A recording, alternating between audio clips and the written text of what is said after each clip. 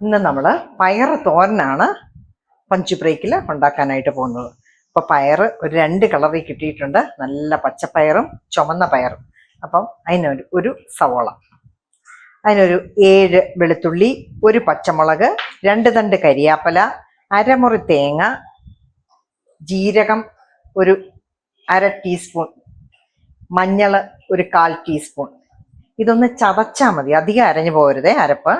പയർ ആദ്യം നമുക്ക് അരിഞ്ഞെടുക്കാം, സവോള അരിഞ്ഞു വെക്കാം, അതിനുശേഷം ഈ അരപ്പൊന്ന് ചതച്ചു വെക്കാം. അപ്പം ആ പയറെല്ലാം അരിഞ്ഞു വെച്ചു, സവോള അതിൻ്റെ പുറത്തരിഞ്ഞിട്ടുണ്ട്. ഇനിയും അരപ്പ് ചതച്ചു വെച്ചു, ജീരകം ഇട്ട് ചതച്ചിട്ടുണ്ട്.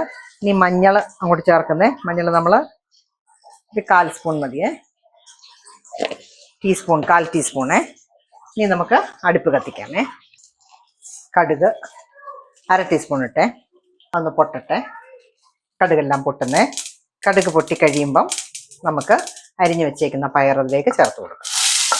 ഇനി അതിലേക്ക് അരപ്പ് ചതച്ച് വെച്ചത് അതിൻ്റെ പുറത്ത് കൊട്ടിട്ട് കൊടുക്കുക. അരക്കപ്പില്ല, അരയ്ക്ക് കുറവ് ഉള്ള വെള്ളമേ കൊടുക്കുന്നുള്ളൂ. 1/4 കപ്പ് വെള്ളം മതിയെ വേവാൻ വേണ്ടിയുള്ള. ശരിക്കും അത് ആവി കിടന്ന്, ചെറിയ തീയിൽ ആവി കിടന്ന് 10 മിനിറ്റ് വേവുന്നതാണ് ഏറ്റവും നല്ലത്. ഒരു 1/2 ടീസ്പൂൺ ഉപ്പൂടിട്ട് കൊടുക്കുകയാണ്. പിന്നെ വേണമെങ്കിൽ നമുക്ക് പിന്നെ ചേർക്കാം. നല്ല ആവി പറക്കുന്ന പയറ് റെഡിയായി. നമുക്ക് ഉപ്പൂടൊന്ന് നോക്കിയേക്കാം.